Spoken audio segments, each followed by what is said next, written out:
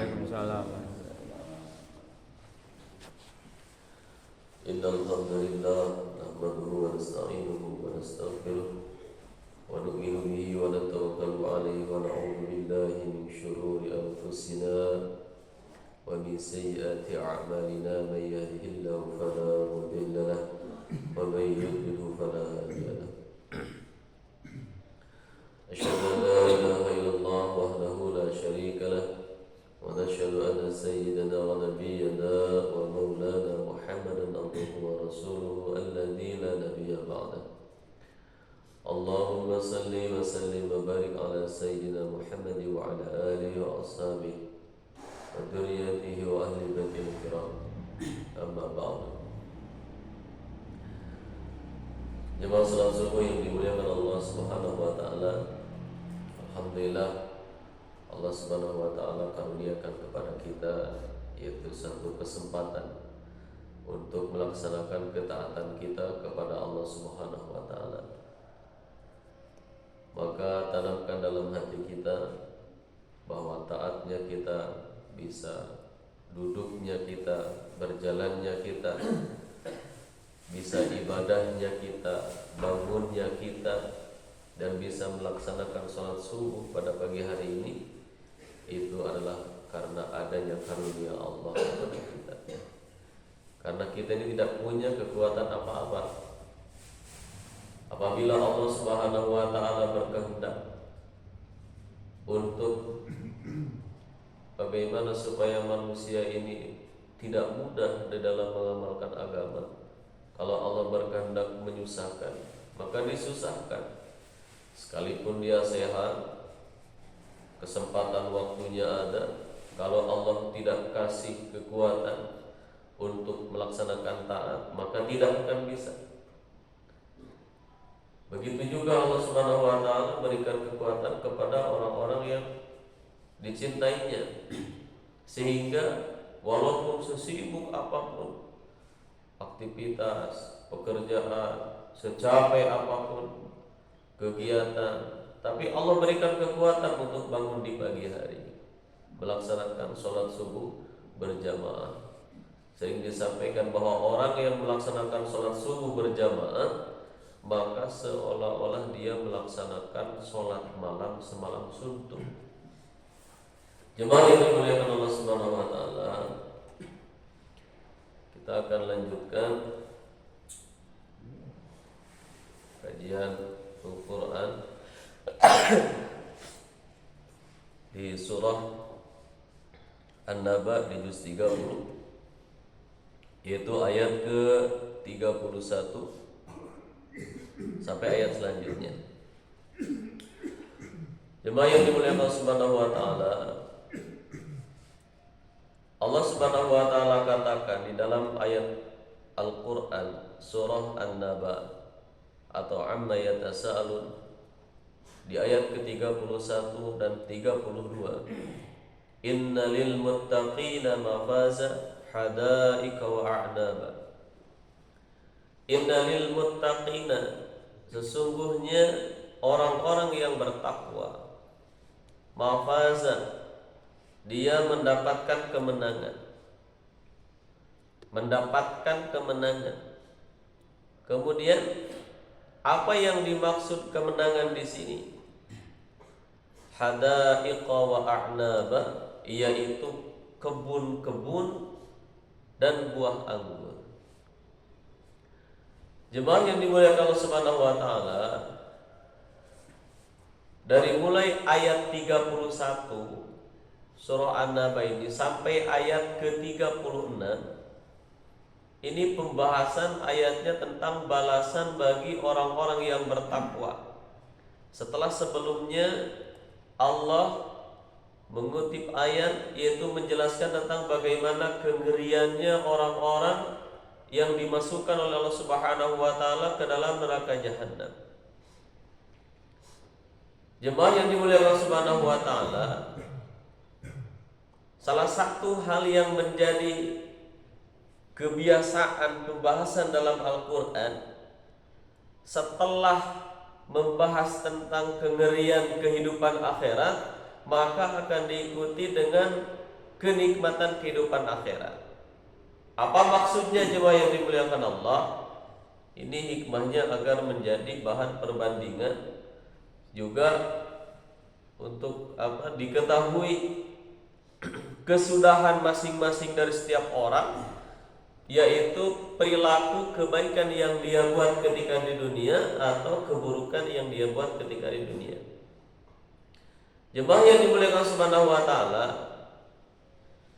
salah satu jaminan orang yang bertakwa, innal muttaqina, sesungguhnya untuk orang yang bertakwa ini mafaza, dia mendapatkan kemenangan dari Allah Subhanahu wa taala, yaitu dia akan mengalami kehidupan di dalam surga yang selama-lamanya, yang tidak ada ujungnya. Kalau ayat sebelumnya dikatakan orang-orang yang ada dalam neraka, yaitu ahqaba bahasanya itu, hukum. Kalau dalam artian hukum ini 80 tahun, kemarin sudah dijelaskan. Tetapi ada yang mengartikan hukum ini sama, yaitu selama-lamanya di neraka jahanam selama-lamanya. Waliyadzubillah. Dan untuk orang-orang yang bertakwa, jemaah yang dimuliakan Allah, dia akan mendapatkan kemenangan, mafazan, kesuksesan, yaitu dia akan tinggal dalam surga selama-lamanya, mendapatkan kenikmatan dari Allah Subhanahu wa taala selama-lamanya. Diberikan kebun-kebun, kemudian di dalamnya ada buah-buahan.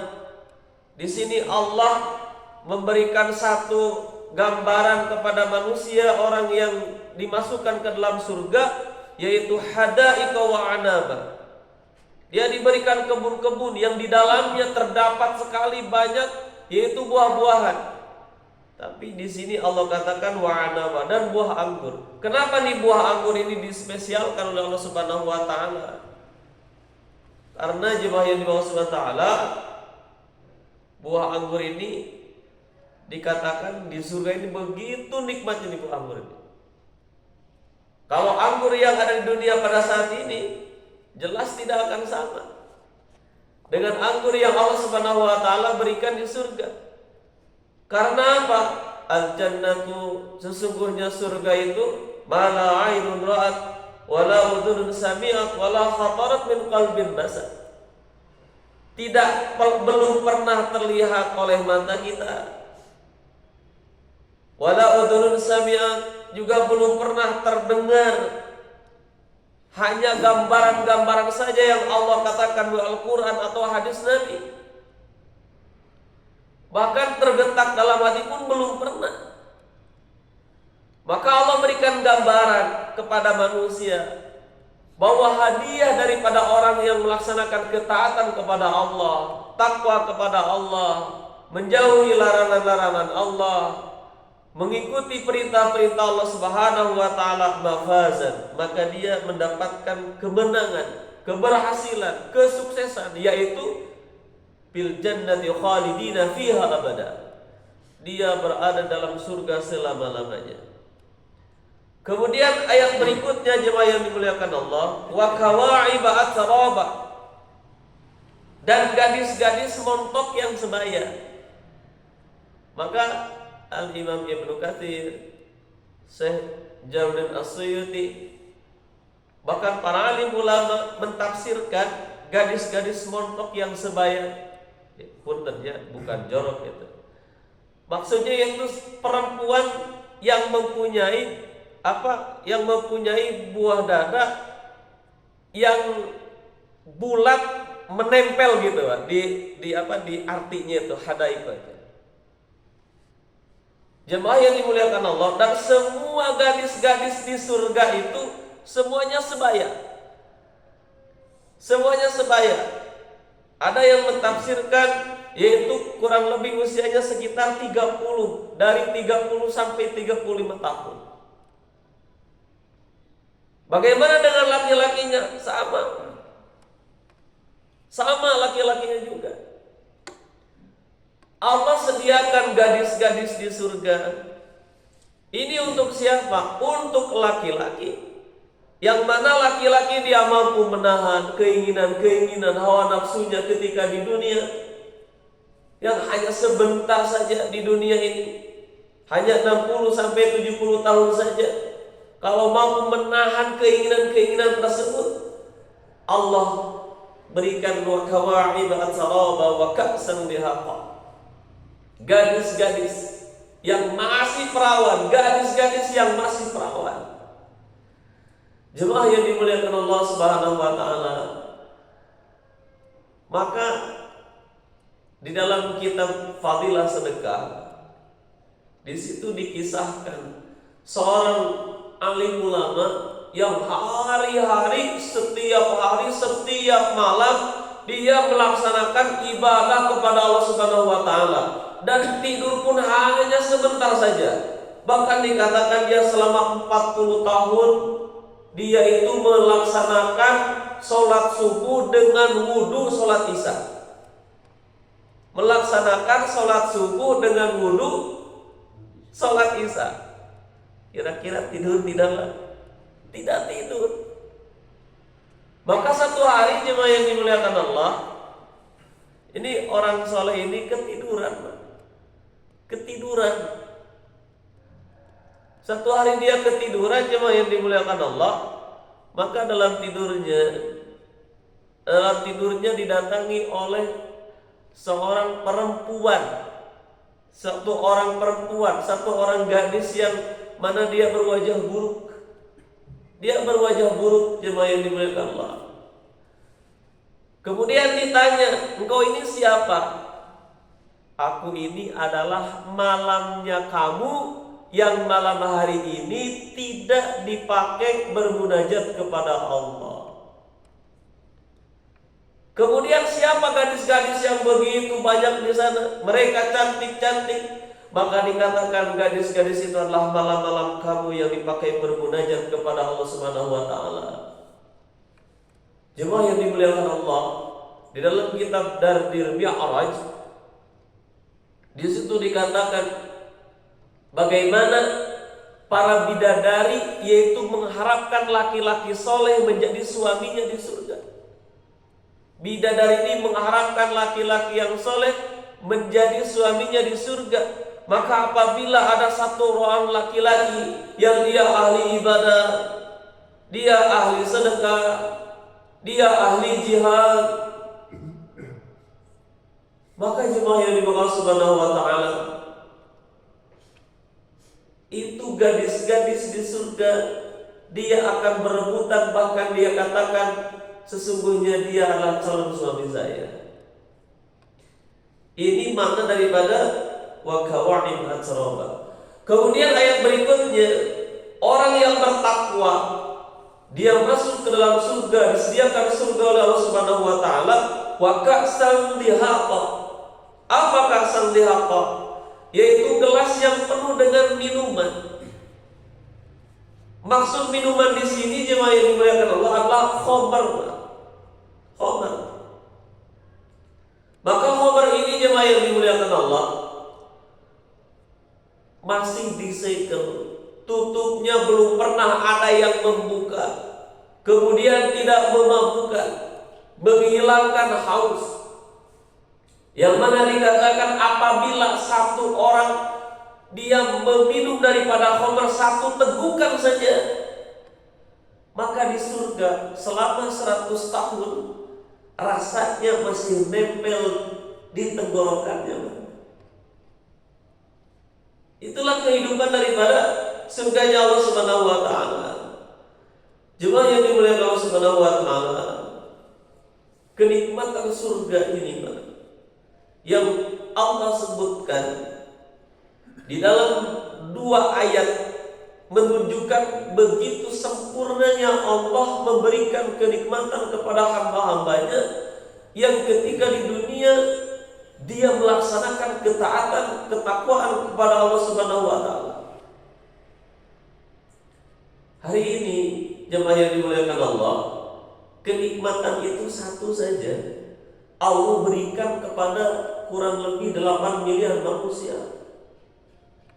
Satu kenikmatan Allah bagikan kepada 8 miliar manusia. Kenikmatan ini pun diberikan kepada hewan-hewan, binatang laut, binatang yang ada di darat, binatang yang di udara. Satu kenikmatan diberikan kepada makhluk-makhluknya Allah. Tapi nanti di akhirat jemaah yang dimuliakan Allah, setiap orang Allah akan sempurnakan 100 kenikmatannya.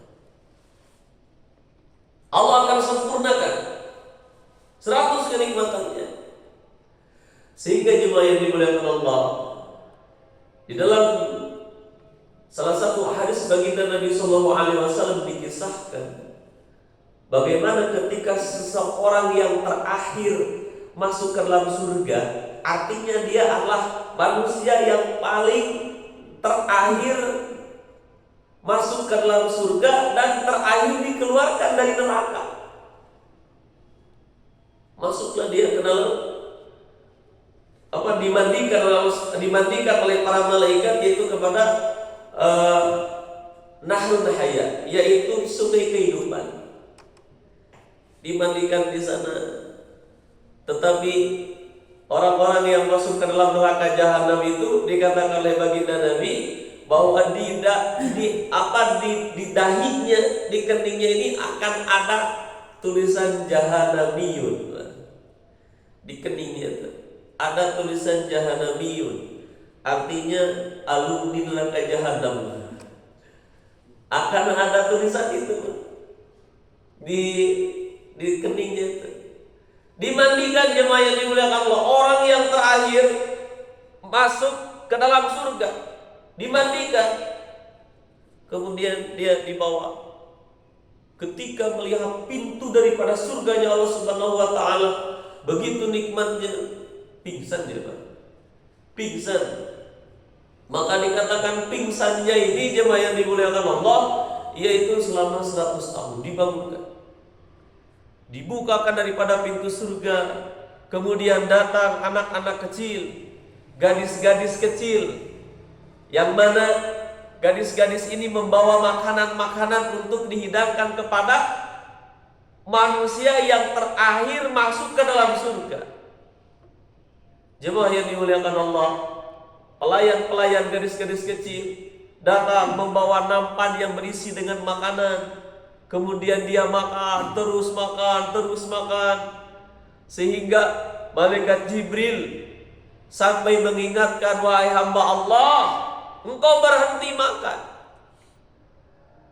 Jemaah yang dimaksud Subhanahu wa taala, ketika dia diberhentikan makan, aku ini baru sebentar saja, wahai malaikat, sebentar saja, aku baru sedikit saja makan. Maka Nabi katakan, nih orang yang terakhir masuk ke dalam surga, dia ketika diingatkan ternyata di belakang itu sudah numpuk nampan setinggi gunung Uhud. Begitu nikmatnya, tidak terasa. Karena makanan di surga ini tidak mengenyangkan, tetapi menambah nikmat. Tidak mengenyangkan. Lain kalau di dunia. Di dunia ini 1 piring enak, 2 piring enak, 3 piring ongkek makan di dunia. Begitu juga wanita, sama, 1 kali, 2 kali, 3 kali. Gak ada laki-laki yang sehari semalam terus tidur sama istrinya, melakukan hubungan suami istri. Gak ada di dunia. 1 kali, 2 kali, 3 kali, beres sudah. Tapi di surga jemaah yang dimuliakan Allah, terus menerus, Pak. Terus menerus. Kenapa? Karena surga itu tempat melampiaskan keinginan-keinginan. Hawa nafsu yang dulu ketika di dunia ditahan, maka 99% Allah bebaskan untuk manusia di surga itu. Makan tidak pernah menjadi kotoran. Jemaah yang dimuliakan Subhanahu wa taala, kembali lagi, maka ketika si manusia yang terakhir masuk ke dalam surga, Allah perlihatkan satu kenikmatan saja ketika di dunia, maka dikatakan manusia ini pingsan juga sampai 100 tahun. Begitu nikmatnya. Jemaah yang dimuliakan Subhanahu wa taala, maka dikatakan ketika seluruh ahli surga Dia sedang bermain-main dengan para bidadari-bidadarinya, menikmati kehidupan di surga. Maka akan ada satu suara yang mana suara ini mengatakan, apakah kalian telah menerima seluruh kenikmatan yang aku berikan? Aku telah menerima, kami telah menerima, wahai Tuhanku. Apakah kalian menginginkan ada kenikmatan yang lebih daripada itu? Apakah ada, ya Allah, kenikmatan yang lebih daripada ini? Ada, kata Allah. Apa kenikmatannya? Yaitu melihat diriku, kata Allah. Jemaah yang dimuliakan Allah, maka manusia ini akan dikasih kesempatan, yaitu melihat zat Allah. Ya, jangan dibayangkan sama kita, karena memang tidak akan terbayang. Tapi Allah akan kasih kesempatan manusia ini melihat zat Allah. Ada yang setiap hari, ada yang seminggu sekali, ada yang sebulan sekali, ada yang setahun sekali, ada yang 100 tahun sekali, tergantung bagaimana amal ketika manusia di dunia. Seluruh manusia dikumpulkan oleh malaikat Jibril alaihissalam untuk bagaimana supaya dia bisa memandang Allah. Malaikat Jibril alaihissalam, jemaah yang dimuliakan Allah, yang terbuat dari cahaya, ketika akan mendekati hijab yang menghalangi antara makhluk dengan zat Allah Subhanahu wa taala, langsung malaikat Jibril terbakar, Pak. Terbakar. Hijab ini, jemaah yang dimuliakan Allah, antara manusia dengan Allah, antara makhluk dengan Khalik, yaitu terdapat 1000 hijab yang terbuat dari cahaya. Nabi menjelaskan bagaimana cahaya-cahaya tersebut akan dibuka satu persatu, 1, 2, 3, 100, 200, 300, sampai terakhir hijabnya dibuka. Maka ketika itu seluruh manusia bisa memandang zat Allah Subhanahu wa taala. Ketika manusia memandang zat Allah Subhanahu wa taala, kemudian hijabnya ditutup kembali, dan ada segelintir manusia, segolongan manusia yang dia bertanya kepada malaikat Jibril, wahai Jibril, kenapa engkau tutup? Baru sebentar kami melihat zat Allah. Wahai hamba Allah, ketahuilah sesungguhnya kamu barusan memandang zat Allah itu sudah selama 100 tahun. Jadi kenikmatan surga itu memang ya tidak bisa dibayangkan. Tapi Nabi menceritakan bagaimana kenikmatan surganya Allah Subhanahu wa taala. Jemaah yang dimuliakan Allah, maka dalam ayat berikutnya, la yasma'una fiha lagwan wala kidzaba jazaa'an min rabbika 'ata'an hisaba. La yasma'una, di dalamnya tidak sama sekali tidak pernah terdengar, yaitu lagwan, percakapan-percakapan yang sia-sia, kemudian wala kidzaba, perkataan-perkataan yang dusta, tidak pernah terdengar dalam surga itu. Dan semua yang telah disampaikan barusan, jemaah yang dimuliakan Allah, jazaa'an min rabbika 'ata'an hisaba, yaitu sebagai balasan dan 'ata'an, pemberian dari Allah Subhanahu wa taala, hisaba, yang begitu banyak. Min rabbika, dari Allah Tuhan kalian, hisab yang begitu banyak, artinya hisab yang tidak terhitung.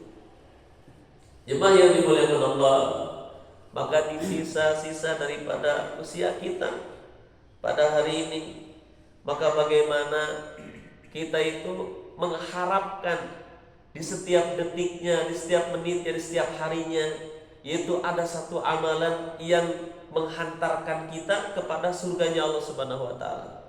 Di antaranya yaitu istiqomah kita ke masjid. Istiqomah ke masjid, istiqomah berjamaah. Ketika ada kajian pun kita istiqomah untuk mengikuti kajiannya. Ini salah satunya yang menghantarkan manusia ini, memudahkan, yaitu masuk ke dalam surganya Allah Subhanahu wa taala. Itu saja yang bisa saya sampaikan, semoga ada manfaatnya. Wabillahi taufiq wal hidayah, wa ridha wal hidayah. Wassalamualaikum warahmatullahi wabarakatuh.